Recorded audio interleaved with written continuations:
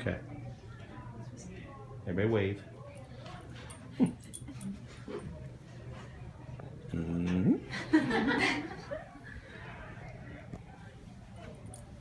Is it rolling? Yep. All right. Okay. Hi, everybody. Thanks for coming. I want you to look down at what you're wearing right now. How is it made? Chances are that you've purchased something from a fast fashion retailer such as Old Navy, Gap, Forever 21, stuff like that.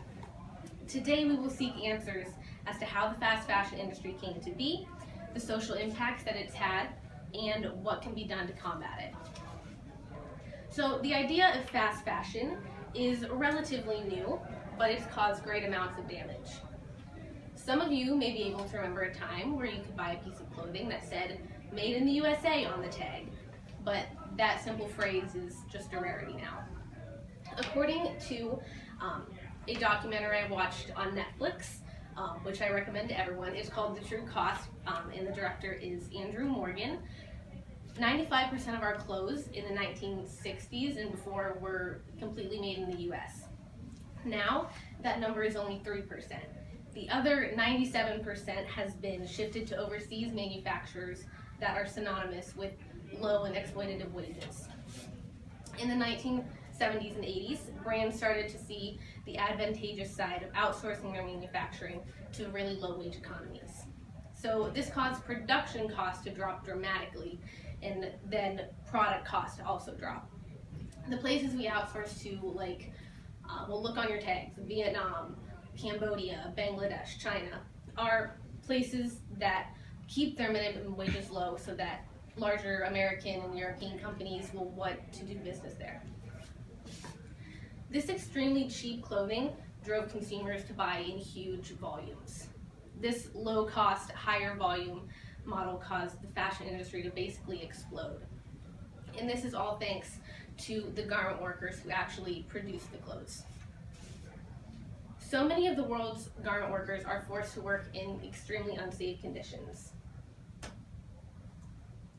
This is a picture taken in Dhaka, Bangladesh. You may remember the Rana Plaza building collapse in 2013.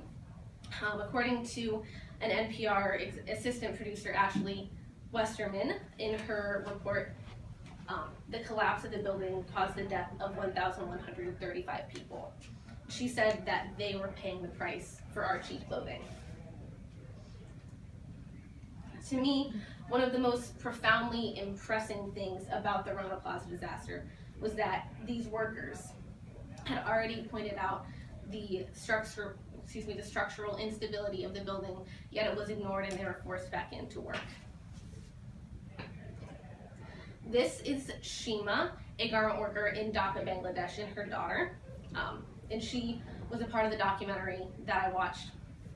She tells her story really graphically and vividly about her experience of an unsafe working condition. So she describes in the documentary an altercation she had at her place of employment. Basically, she started this union with some of her other coworkers, and they presented a list of basic demands to management there. And instead of a dialogue being created and these needs being met, the workers were locked inside and beaten by the management. So garment workers in Bangladesh will typically work 12 to 15-hour days and make $2 for that whole day, which is obviously not enough to support a family. So parents like Shima and her daughter Nadia were forced to basically put their kids in orphanages or with family members outside of the city in order for them to receive proper care and potential better education for their children. But the brands that we as Americans tend to buy from have no regard for this. Basically, the brands that we buy from do not directly employ any of the garment workers or factory owners, so they aren't responsible for their well-being. Essentially, they're able to profit and remain free of responsibility. Kate Ball Young, who is the executive sourcing manager at a brand called Joe Fresh. I don't know if you ever heard of it.